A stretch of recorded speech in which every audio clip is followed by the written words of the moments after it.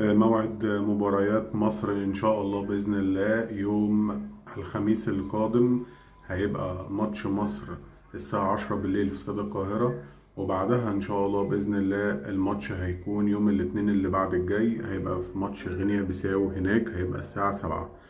الماتشين هيتم إذاعتهم على قنوات اون سبورت. اون سبورت بتذيع كل ماتشات مصر سواء جوه مصر أو بره مصر. دي مواعيد ماتش مصر ان شاء الله، ويكسبوا باذن الله.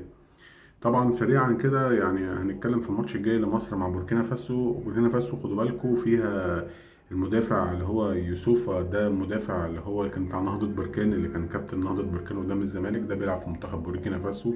في بلال توريه طبعا ونجم وسط بيراميدز بيلعب في بوركينا فاسو. في المهاجم بتاع نهضة بركان اللي نزل في الشوط التاني ده منتخب بوركينا فاسو. فماتش قوي جدا، والفوز يفرق جامد جدا معانا.